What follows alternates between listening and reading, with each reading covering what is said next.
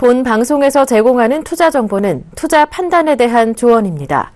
방송에서 제공하는 주식의 가치, 가격 상승 및 가격 하락에 대해서는 방송사에서 보장하지 않습니다. 뉴욕 증시는 국제유가 급등과 세계중앙은행의 추가 경기 부양책에 대한 기대감으로 4일 연속 올랐습니다. S&P 500 지수와 다우 지수는 역대 최고치를 갈아치웠습니다. S&P 500 지수는 0.7% 상승했고 다우 지수는 0.66% 오르며 18,347.67로 거래를 마쳤습니다. 나스닥 지수도 0.69% 올랐습니다. 미국의 5월 구인 건수가 올 들어 최저치를 기록하며 부진했습니다. 미국 노동부는 5월 구인 구직 회전율 조사 보고서에서 구인 건수가 550만 건을 기록했다고 밝혔습니다. 이는 4월에 584만 5천 건은 물론 전문가 예상치 565만 건에 크게 못 미치는 수준입니다. 미국의 5월 도매 재고도 예상에 못 미쳤습니다. 미국 상무부는 지난 5월 도매 재고가 전월 대비 0.1% 증가했다고 발표했습니다. 시장 전망치였던 0.2% 증가에 못 미치는 수준입니다. 국제유가가 저가 매수세와 미국의 원유 재고 감소 전망 등에 힘입어 4% 넘게 급등했습니다. 미국 에너지정보청이 유가 전망을 상향 조정한 것도 호재로 작용했습니다. 뉴욕 상업거래소에서 서부 텍사스산 원유 가격은 전일보다 배럴당 4.6% 급등한 46달러 80센트를 기록했습니다.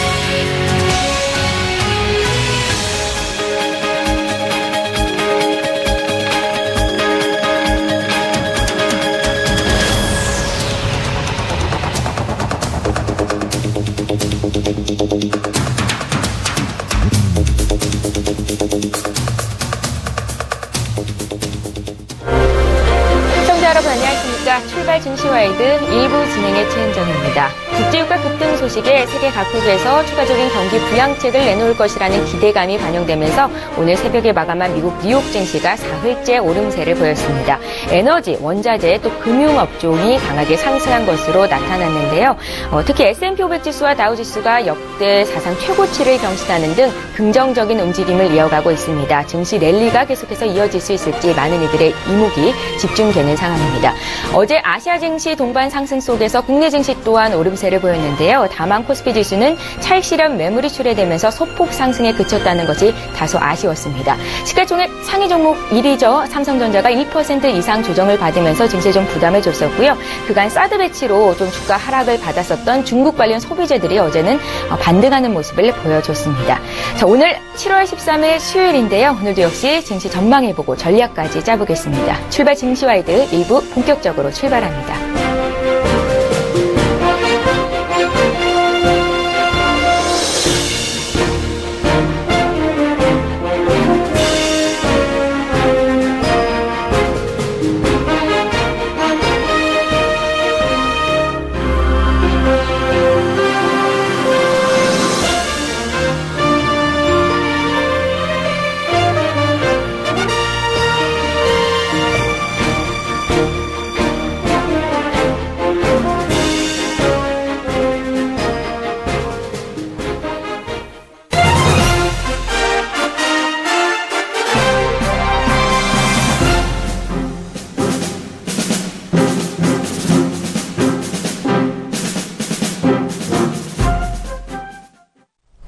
예, 6월 브렉시트의 충격이 가시고 7월은 어느덧 변동성과 혼돈의 연속이다라고 분석이 되고 있습니다. 브렉시트 이후로 한미중앙은행은 사실상 첫 기준금리 결정에 나서게 되는데요. 어떤 결정이 나올지 관심이 쏠리고 있고요. 또 한편 참의원 선거에서 승기를 잡은 아베 총리의 자민당이 이로써 아베노믹스에 더 탄력을 받을 것으로 보이는데 그에 반해서 또 대대적인 통화 완화 정책이 나올 수 있을지도 이목이 집중되고 있습니다. 살펴볼 거고요. 계속해서 국내 증시 전망 전략까지 짜보겠습니다. 항상 이제 수요일장을 열어주실 분인데요. 신한금융투자증권 곽상준 PB팀장님을 전화로 연결해 보겠습니다. 팀장님 안녕하세요. 네, 안녕하십니까. 곽상준입니다. 예, 뉴욕 증시에서 S&P 500 지수와 다우 지수가 역대 사상 최고치를 기록했다는 소식이 전해졌습니다. 각국의 추가 경기 부양책에 대한 기대감이 반영됐다라고 분석을 하고 있는데요. 고용지표가 호전된 결과를 내놨지만 당분간은 추가적인 기준금리 인상은 지연될 가능성이 높겠다라고 점쳐지는 가운데 증권시장의 랠리는 지속될 수 있을지 궁금하거든요. 팀장님의 의견을 먼저 좀 여쭙겠습니다. 네, 브렉시트 문제는 사실 이번에 부동산 문제가 좀 불거지긴 했습니다만 앞으로 어떻게 진행될지는 사실 지켜봐야 하는 겁니다. 그러니까 브렉시트로 확실하게 갈지, 즉 영국이 EU를 탈퇴하게 될지 아니면 좀 좋지 않은 표현입니다만 그냥 뭉개고 앉아서 그 탈퇴를 지연시킬지 이것은 사실 지나봐야 하는 거거든요. 그런데 사실 거기에 따른 위기감과 경계감들은 아직까지 여전히 살아있죠. 그러다 보니까 거기에 대한 대응들이 계속해서 나오는 겁니다.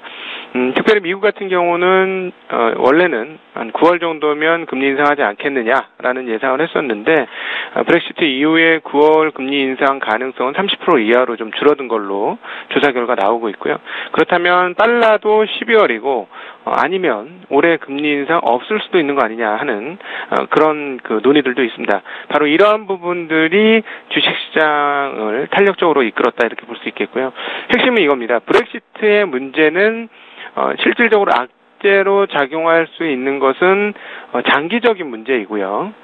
거기에 따른 대응, 즉 브렉시트에 대한 경계감에 따라서 경기가 악화되는 것을 막기 위한 대응들은 모두 단기적인 대응들이라는 거죠. 그렇기 때문에 자금 시장, 금융시장 쪽에서는 단기 대응에 호응하는 랠리가 나온 것이다. 이렇게 현재 상황들을 이해할 수 있을 것 같습니다.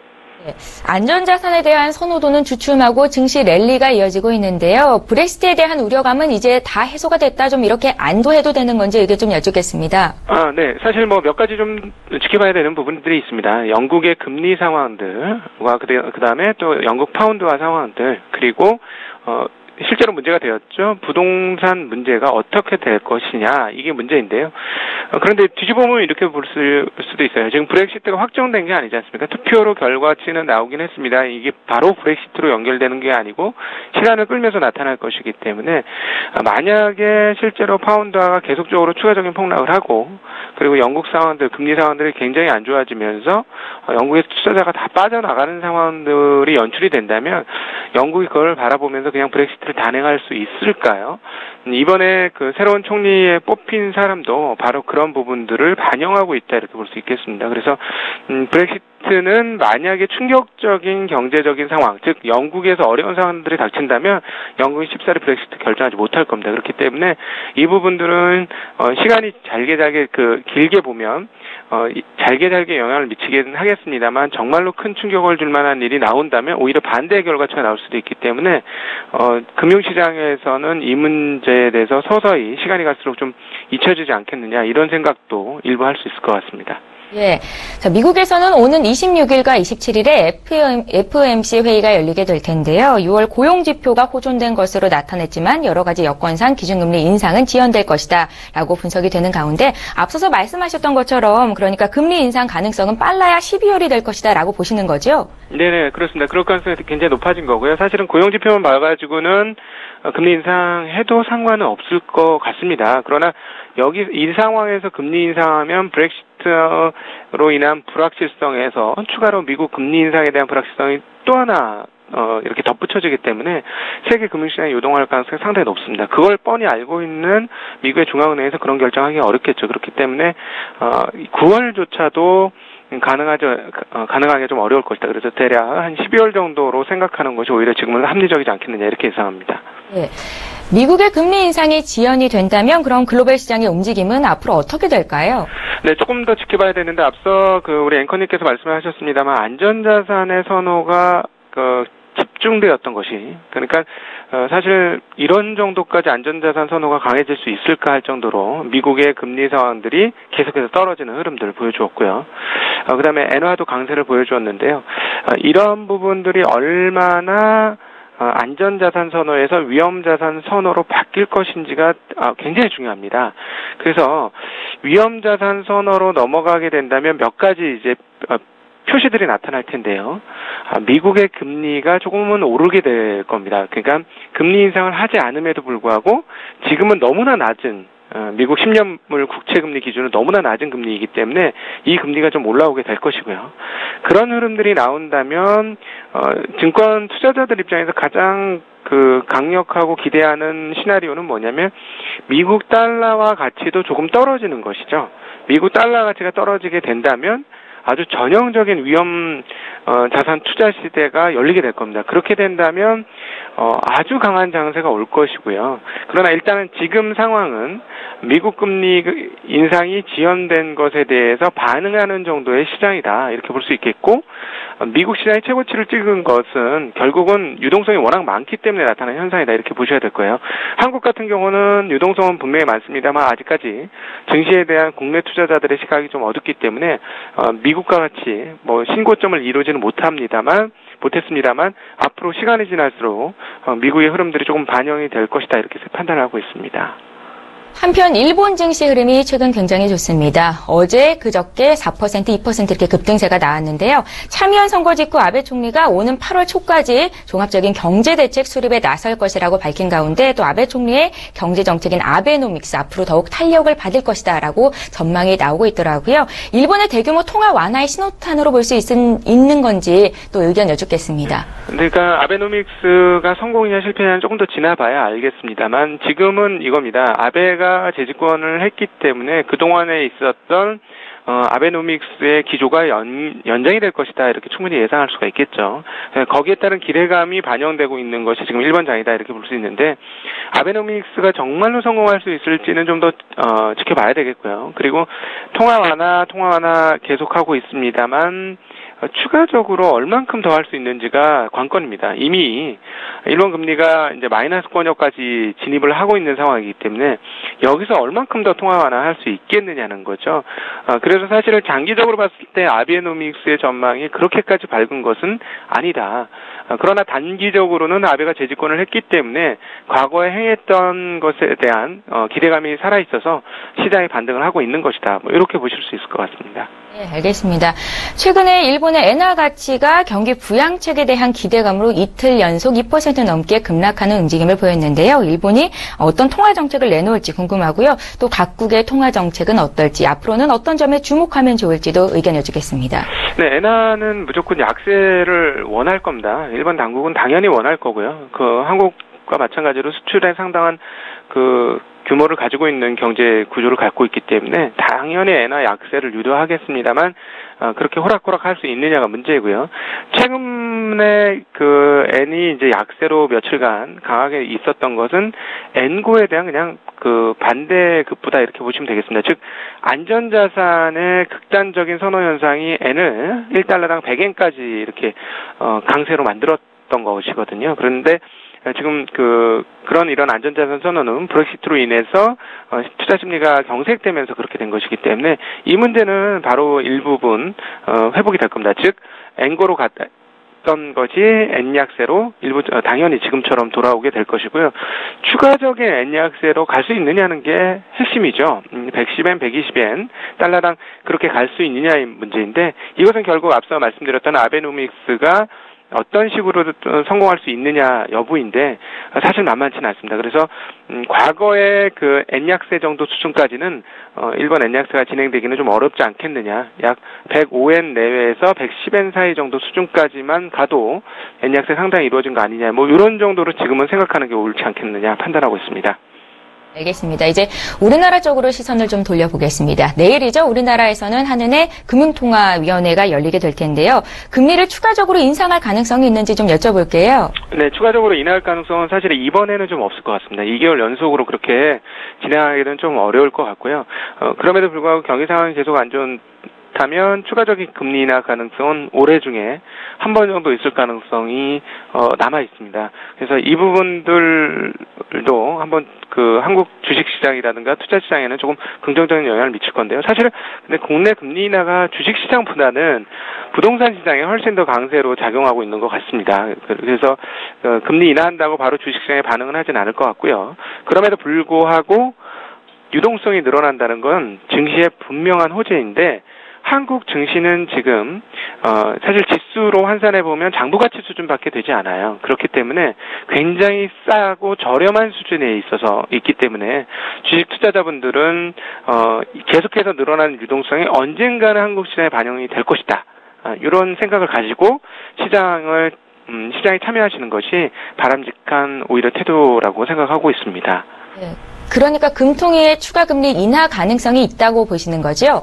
네, 올해 안에 한 번 정도의 가능성은 경기 상황들로 봐서는 가능한 영역이다 이렇게 생각하고 있습니다. 예, 알겠습니다. 코스피 지수가 2000선을 돌파하는 게 쉽지 않아 보입니다. 어제도 차익 실현 매물이 나오면서 1990선을 겨우 지켜내는 모습이었는데요. 앞으로 국내 증시 전망은 어떻게 보십니까? 조금 긍정적이고 강세적인 마인드로 시장 접근하셔도 큰 무리 없을 거라고 생각합니다. 지금 저희가 시장 참여를 계속하고 있습니다만 2000선이 비싼 주가가 절대 아닙니다. 계속해서 장부가치 올라오고 있거든요. 올해 연말 기준으로 장부가치 한국 주식시장의 거래소 장부가치는 2000선이 될 겁니다. 장부가치밖에 안 되는 수준으로 주가가 거래된다는 건 매우 저렴하다는 얘기고요. 투자의 기회가 분명히 올 거라고 생각을 하기 때문에 지치지 않고 용기를 가지시고 시장에 참여하신다면 좋은 결과 얻지 않겠느냐 판단하고 있습니다. 예, 한 가지만 더 여쭤볼게요. 외국인들이 현선물 시장에서 이틀 연속 주식을 순매수해주고 있는데요. 내일은 또 옵션 만기일이라 시장에 변동성이 있을 것도 같습니다. 외국인들의 수급상은 앞으로도 좀 지속될 수 있을까요? 이게 앞서 말씀드렸던 위험자산 선언이나 안전자산 선언이와 연결이 되어 있습니다. 그러니까 브렉시트 이후에 지나치게 안전자산 쪽으로 많이 쏠려 있어요. 그러니까 사실 올해 2월 달에도 그랬고 이번 브렉시트도 그랬고 이 과정을 겪으면서 안전자산의 선호가 이렇게까지 세질 수 있을까 할 정도로 안전자산에 쏠렸습니다. 이게 주식이라는 게 한쪽으로 쏠리면 반대급부가 나오는 거거든요. 이 주식시장뿐만 아니라 금융시장이 그렇습니다. 이렇게까지 안전자산으로 쏠렸다면 결국 이 다음에 더 안전자산으로 가기는 어렵다라는 것이죠. 당연히 위험자산 쪽으로 돈이 흘러나올 것이다라고 보는 것이고요. 그중에 일부가 이제 외국인 투자로 반영이 될 겁니다. 이번에 쏠렸던 안전자산에서 풀리는 과정이다라는 거죠. 그러니까 안전자산 선호가 풀리는 정도 수준이고요. 지금은 위험자산에 대한 본격적 투자 아직 이루어지지 않은 겁니다. 그렇기 때문에 오히려 주식시장, 한국 주식시장 저렴하다고 평가를 하는 거고 외국인들의 매수는 그런 흐름들을 조금 반영하고 있는 것이고 시간이 지날수록 앞서 말씀드렸던 미국의 달러와 가치 그리고 미국의 금리 상황 이런 것에 따라서 앞서 말씀드렸던 대로 미국 금리가 조금씩 올라가고 달러 가치가 이제 더 이상 강세가 안 된다면 외국인들의 국내 수급 상황은 계속 긍정적일 가능성이 있습니다. 이것은 미국의 금리 상황과 달러 가치와 함께 같이 보시면 크게 틀리지 않게 정확한 판단하실 수 있을 것입니다. 우리나라 증시가 전 세계 증시와 비교해서 저평가 국면에 있다라는 기사를 봤는데요. 외국인들의 수급사항은 당분간 지속될 수 있겠다라는 의견까지 들어봤습니다. 신한금융투자증권 곽상준 PB팀장님의 의견이었습니다. 잘 들었습니다. 네, 고맙습니다.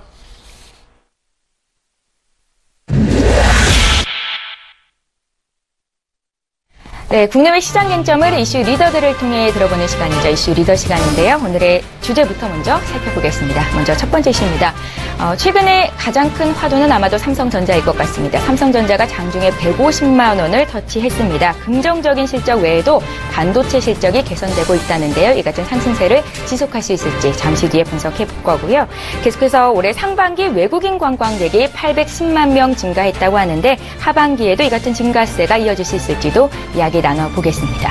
자, 오늘 이 시간에는요, 아데나 투자자문의 신승용 대표님을 화상으로 연결해보겠습니다. 연결이 됐을까요? 안녕하세요, 대표님. 네, 안녕하십니까. 예, 반갑습니다. 삼성전자가 어제 장중에 150만 원을 돌파했습니다. 돌파 후 나흘 만에 하락이 나오기는 했는데요. 깜짝 실적과 더불어서 반도체 쪽에서도 실적 개선이 이뤄지고 있다라고 분석이 됩니다.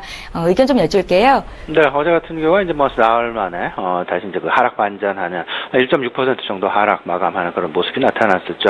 하지만 그래도 여전히 삼성전자와 관련된 2분기 실적 긍정적인 실적 이후 1분기, 2분기의 긍정적인 실적 이후에 실질적으로 시장 내 삼성전자에 대한 기대감, 가능성 아직도 좀 높이 남아 있다라고 보셔야 될 것 같습니다. 올 초 대비해서 삼성전자와 현대차 각각 비교를 해보면 삼성전자는 상당 부분 상승한 반면 현대차 시총 2위죠. 현대차 같은 경우에는 시장 내 주가 그대로 머물고 있는 그런 양상, 그런 모습들 일단 좀 보셔야 될 것 같은데, 삼성전자 과연 이제 150만 원을 터치한 이후에 어제는 이제 한 146만 원 선 마감하는 그런 모습이었는데요. 다시금 150만 원 선을 돌파를 할 것이냐 말 것이냐, 이 부분이 상당 부분 이제 그 시장에서 주요 관건이 될 수밖에 없을 것이다. 시장의 지속적인 상승 여부, 어찌 보면 추가적인 다른 주도주가 나타나는 것이 아니라 삼성전자가 이때까지 해왔던 것처럼 시장 내 주도주 역할을 상당 부분 계속할 수밖에 없는 그런 여건이 아닐까 이렇게 생각을 하고 있습니다. 여기에 가장 크게 영향을 주고 있는 부분은 아무래도 삼성전자의 이제 그 반도체, 디램 부분, 반도체 부분에 대한 매출 성장 부분이 되지 않을까 생각이 되는데요. 삼성전자 이제 디램 수요 계속해서 증가, 그리고 디램의 수요를 실질적으로 이제 랜드 플래시가 대체해 나가고 있다라는 그런 이야기들. 거기다가 더 나아가 스마트폰도 그렇고요, IoT, VR, 그다음에 AI 등 비롯해서 전반적으로 랜드 플래시 어떤 그 수요 자체가 실질적으로 상당 부분 늘어나고 있다라는 그런 부분들. 우리가 여기서 지금 현재 글로벌 시장 내에서 마켓시어 1위를 차지하고 있는 삼성전자의 어떤 그 지속적인 반도체 부분에서의 어떤 그 성장 가능성 부분, 우리가 절대 간과해서는 안 될 것이다라고 말씀을 좀 드리고 싶습니다. 삼성전자 지난 1분기 일단 시장 점유율이 42%에서 42.6%로 늘어났고요. 물론 2위를 유지하고 있는 도시바 같은 경우, 일본의 도시바 같은 경우 24%, 28%로 상당히 증가하는 그런 모습이 나타났었죠. 여기에 이제 그 3위가 그 마이크론 테크놀로지고요, 4위가 SK 하이닉스 11% 정도 글로벌 마켓시어를 좀 유지를 하고 있습니다. 이제 이런 2분기, 3분기가 실질적으로 3분기 어떤 그 반도체 가격의 바닥권을 이탈할 것이냐 말 것이냐, 실질적으로 이 상황 속에서 삼성전자 주가 방향성이 결정될 가능성이 상당히 커 보이는데요. 최근 이제 그 SK 하이닉스의 주가도 마찬가지, 그리고 삼성전자의 주가도 마찬가지, 반도체와 관련된 IT와 관련된 종목 주식들의 어떤 그 상승 트렌드 지속되고 있다라는 부분 우리가 좀 눈여겨봐야 될 것이다라고 말씀을 좀 드리고 싶습니다.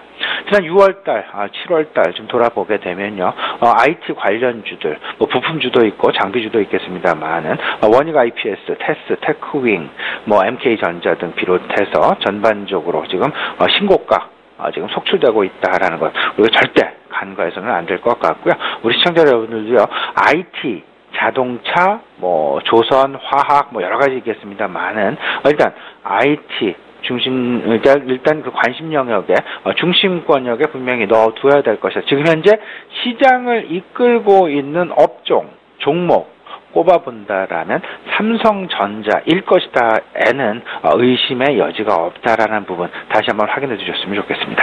네, 알겠습니다. 장중 150만 원을 터치한 삼성전자의 성장 동력은 지속될 수 있을 것이다라고 의견을 주신 것 같습니다. 자, 이제 두 번째 의견 볼게요.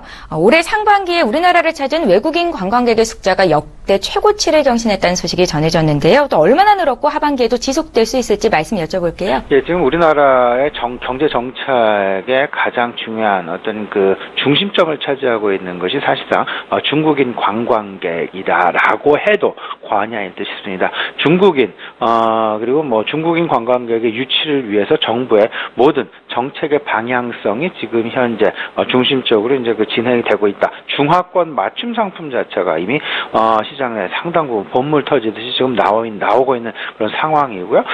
상반기에도 일단 상당 부분 중국인 관광객들의 어떤 그 국내 유입 이런 부분에 영향을 많이 받다. 이렇게 좀 보셔야 될 것 같습니다.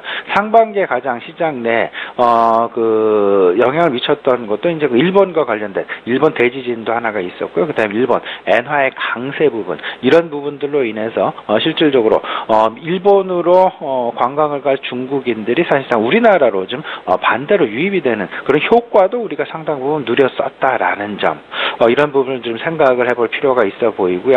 2014년 상반기에 663만 명, 2015년도가 668만 명, 2016년도 상반기가 810만 명, 작년 대비해서 21% 증가되는 그런 모습이었는데요. 우리나라에 지금 현재 제조업의 한계를 극복하기 위해서 서비스 발전 방안이라는 부분을 새롭게 만들면서 그 서비스의 중심, 의료가 있고요. 관광이 자리 잡고 있다라는 것.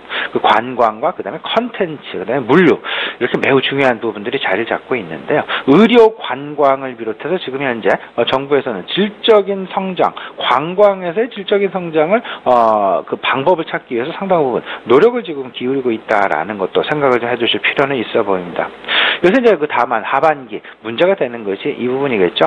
중국 한반도 내 사드 배치와 관련된 어떤 그 보복성, 경제 보복에 대한 우려감이 여전히 상존하고 있다라는 것. 물론 어제 장 후반 들어서 실제로 뭐 화장품주들의 이제 그 반등하는 그런 마감 나타나긴 했었습니다만은 여전히 시장 내 우려감으로 잔존하고 있다. 왜 그러냐면 비관세 장벽 부분. 뭐 무역 그 관세를 제외한 전반적인 뭐 통관의 지연이랄지 아니면 비자 발급의 어떤 그 뭐 연기랄지 뭐 여러 가지 상황들 여러 가지 이제 그 제재 조치들이 지금 예상이 되고 있는데 여기에 가장 크게 영향을 받을 수밖에 없는 것이 아마도 화장품 그리고 여행 뭐 이런 쪽이 되지 않을까 생각이 되는데 일단 뭐 하반기 정부는 이 부분을 최소화시키기 위해서 상당히 노력을 기울일 수밖에 없을 것이고 그리고 우리나라가 가지고 있는 제조업의 한계를 극복하기 위한 유일한 방법 어찌 보면 외국인 관광객들을 우리나라로 유치를 하면서 그 속에서 내수 부양, 소비를 활성화시키는 그런 정책을 분명히 계속해서 유지해 나가야 될 것이다라는 그런 부분 변함이 없다라는 것 생각을 좀 해두시면 어떨까 싶습니다. 예, 잘 알겠습니다.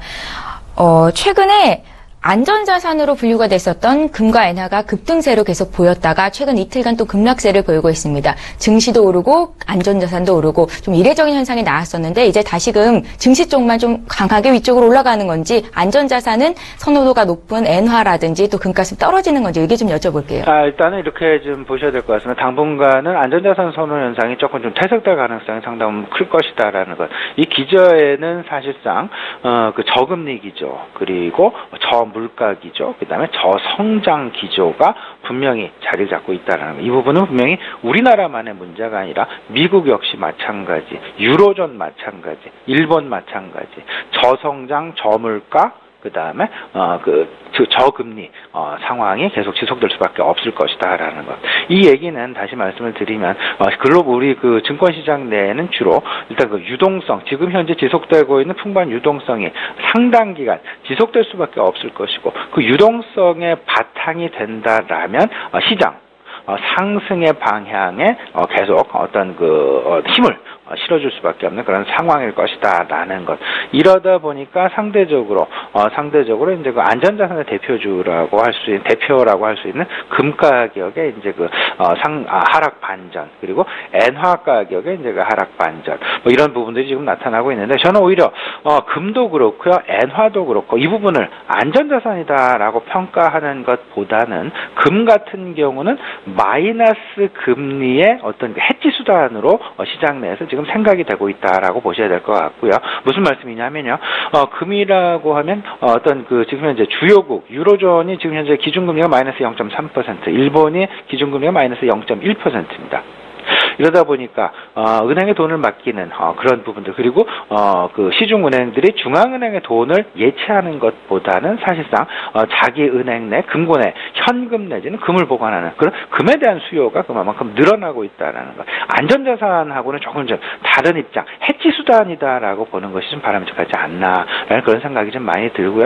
일본 엔화, 뭐 어제 같은 경우에 이제 그 104엔을 넘어서는 이제 그런 엔화의 약세가 지금 이틀 연속, 3일 연속 지금 지속되는 그런 모습들이 나타나고 있죠. 이 부분은 저는 이렇게 생각을 하고 있습니다. 아베 정권이 참여연 선거에서 전격적으로 승리를 거둬내면서 실질적으로 아베 정권이 지금 주창하고 있는 유동성을 시장 내 계속 지속하는 그런 정책들이 앞으로 지속될 수밖에 없을 것이다라는 그런 부분들이 시장 내 기대감으로 작용을 하면서 엔화의 하락 반전이 지금 다시금 나타나고 있다라는 것 보셔야 될 것 같습니다.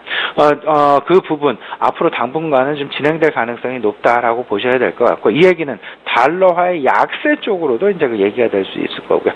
결국엔 주요국 정부들 그 자국 내 어떤 그 환율의 약세 계속 유도해 나가면서 보호무역 정책이 어느 정도 또 가시화될 가능성, 그리고 근린굴파 정책이 가시화될 가능성이 상당히 클 것이다. 여기서 가장 먼저 나타나는 부분은 어찌 보면 환율 시장일 수밖에 없을 것이다라는 것. 우리나라 여기서 좀 긍정적인 모습을 좀 받아들일 수 있겠죠.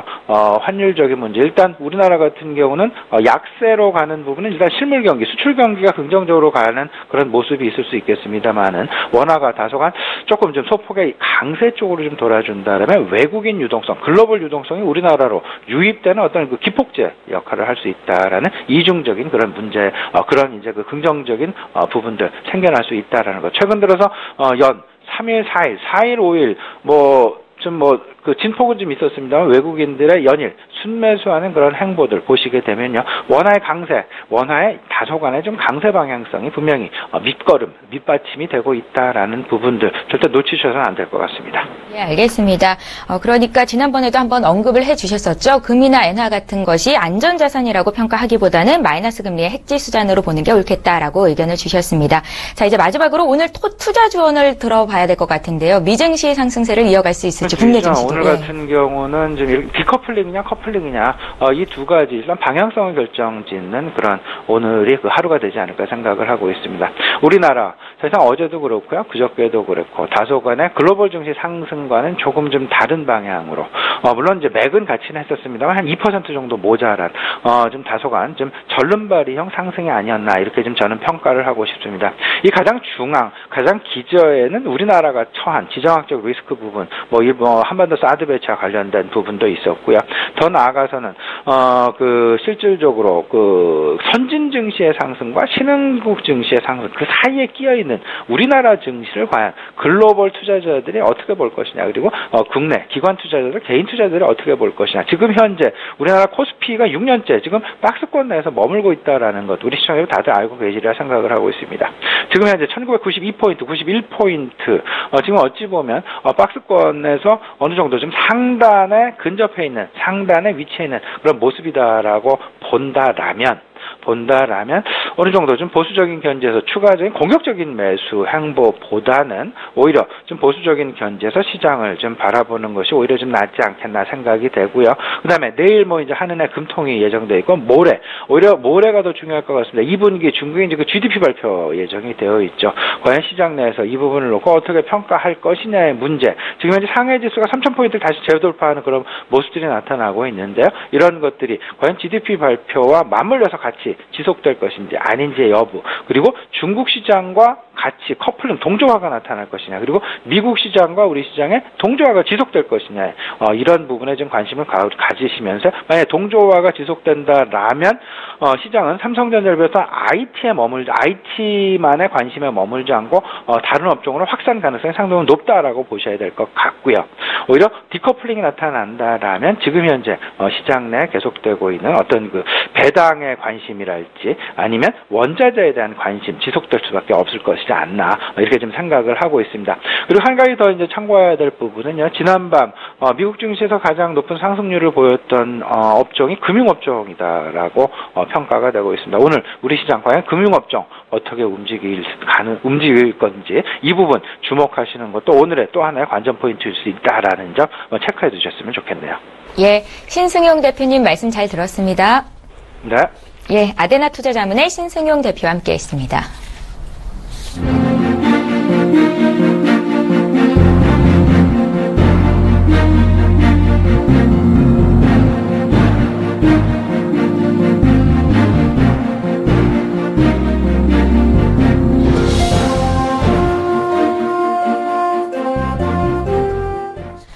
예, 어제장 수급 특징주 짚어보겠습니다. HMC 투자증권의 최희승 차장님을 전화로 연결합니다. 안녕하세요. 네, 안녕하십니까. 예, 먼저 거래소 내에서 어제 수급적인 특징적인 모습 보였던 종목들 좀 봐주십시오. 네, 삼성 SDI를 좀 한번 말씀드려보겠는데요. 삼성 SDI가 이제 외국인들이 뭐 이틀 연속 상당히 좀 큰 폭으로 좀 매수를 해줬고요. 최근에 좀 이슈가 있었던 부분은 이제 미국의 블룸버그에서 삼성 SDI가 장화 2기차의 그 배터리 장착 차량 생산을 전격 중단한다라고 이제 보도가 나왔습니다. 사실 이런 결정은 이제 지난달 22일에 이미 이제 결정이 된 부분인데 이런 부분들이 이제 사드 문제와 관련돼서 나오다 보니까 상당히 좀 국내 기관 투자자나 개인 투자자들 같은 경우에 이제 매도를 하는 모습 보였고 그 물량을 외국인들이 싹 쓸어간 그런 상황이 되었습니다. 중국 같은 경우에는 뭐 중국의 산업 굴기 행태를 보면은 뭐 신무역 보호주의적 성격으로 자국내 산업과 기업 등을 이제 철저하게 보호를 하고 있는 상황인데 뭐 예를 들어서 중국에서는 페이스북이나 구글, 인스타그램 같은 SNS 서비스가 지금 안 되는 상황이죠. 예, 국내 여타 뭐 산업에도 이러한 상황들은 좀 마찬가지인데 뭐 그 중에 하나가 이제 뭐 삼성 SDI 배터리 공급과 관련된 그런 내용이었다라고 보여지고요. 이런 정부의 인증 규제 부분은 사실 쉽게 풀리기는 좀 어렵지 않을까라고 좀 개인적으로 보고 있습니다.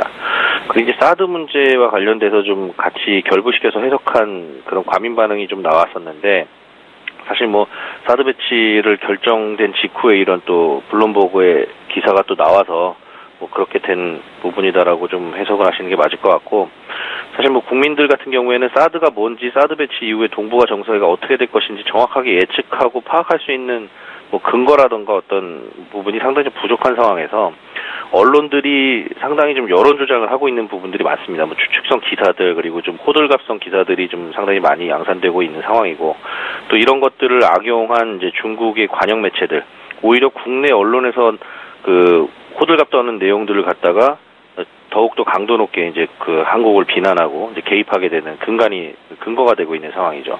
그래서 이런 부분들을 좀 여론에서 좀 조심을 해야 될 부분이라고 판단이 되고요. 마지막으로 이제 가장 중요한 것은 지금 개인과 기관 투자자들은 이제 매도를 하고 있는데 실질적으로 삼성 SDI가 하반기에 보여줬던 실적 부분들 이런 부분들이 투자 심리의 이제 회복이 상당히 좀 최대 걸림돌이지 않을까 싶고 이런 부분들을 삼성 SDI가 뭔가 좀 보여줘야 될 그런 시기가 아닌가 싶습니다. 네, 어제 주가는 빠졌지만 외국인들이 사 담았던 종목 중에 하나죠. 삼성 SDI 봤고요. 이번에 코스닥 쪽 봐주십시오. 네, 코스닥에서는 외국인 기관이 같이 매수해준 종목인데 로엔이라는 종목이고요.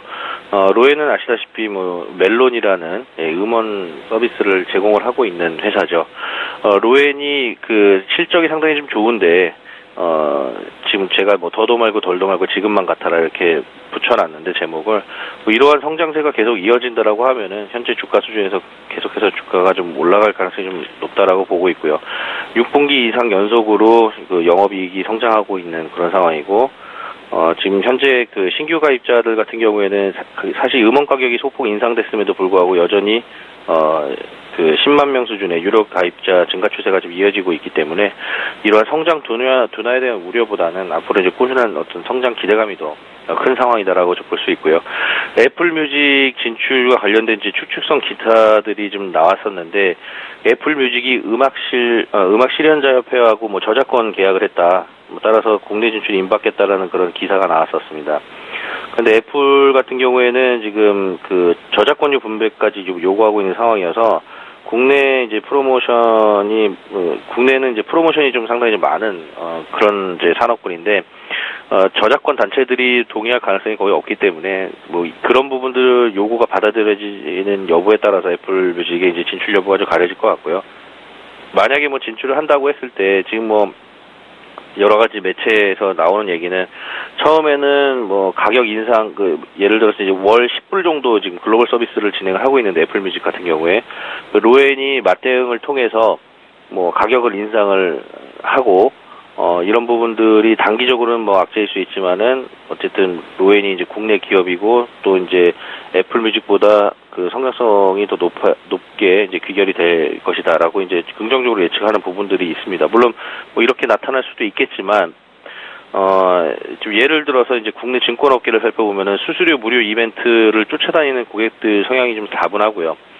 또 이제 뭐 예를 들어서 이제 키움증권이 저가 수수료 정책을 이제 계속 펼치고 있는데 그것을 쫓아가던 이제 중대형 증권사들이 수수료 저가 이벤트를 했다가 고객들이 일시적으로 몰리니까 굉장히 뭐 경영성과가 좋다라고 좀 발표를 했습니다만 결과적으로 이벤트 끝난 이후에는 다시 키움증권으로도 회귀하는 현상을 보였거든요.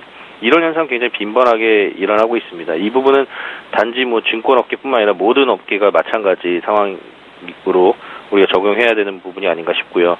실질적으로 저가 수수료 정책을 쫓아가던 이제 증권사들이 결국은 이제 수익성 감소, 고객 감소, MS 감소, 부정적인 효과가 나타났거든요. 따라서 만약에 애플 뮤직이 국내 진출한다고 해도 로엔 입장에서는 어떤 독자적인 차별화된 그 가격 정책을 펼쳐야지 그걸 쫓아가는 현상으로 갔다가는 사실 증권업계의 이런 어떤 태부적인 경영 정책과 마찬가지로 실패를 맛볼 수 있는 측면이 있어서 상당히 좀 신중해야 될 것이라고 말씀을 드리고 싶고 또 지금 카카오하고 지난 3월 달에 이제 카카오가 지분을 인수했습니다. 로엔의 지분 76% 이상을 인수를 했는데 지금 현재까지는 시너지 효과가 뭐 특별하게 나타나고 있는 부분은 없습니다만 뭐 지금 이제 그 하반기부터 본격적으로 이제 그 유료 가입자 수가 360만 명 정도 보유하고 있는 이제 멜론이 카카오하고 이제 제휴를 통해서 이제 카카오 사용자 중에 멜론을 사용하지 않고 있는 사용자의 멜론 가입을 유도할 수도 있을 것으로 좀 기대가 되고요. 이런 부분들은 단기간에 해결될 수 있는 부분이 아니라 장기간의 어떤 플랜을 가지고 진행해야 되는 부분이기 때문에 어떤 뭐 조급하게 생각하실 필요는 없을 것 같고 이런 콜라보레이션이 잘 이루어진다라고 하면은 어떤 뭐 빠른 그 성장 속도가 좀 더 빨라질 수 있는 그런 긍정적인 요소가 있습니다. 그래서 그런 부분들에 오히려 포커스를 맞추는 게 좀 현명한 투자 방법이 아닌가 싶습니다. 예, 외국인과 기관의 사랑을 한껏 받으면서 어제 9% 가까이 올랐던 로엔까지 짚어봤습니다. 수급 특징주는요, HMC 투자증권 최희승 차장님께 들어봤습니다. 고맙습니다. 네, 감사합니다. 예, 출발 증시와이드 1부 여기서 마치고요. 저희는 잠시 뒤 2부 시간에 뵙겠습니다. 고맙습니다.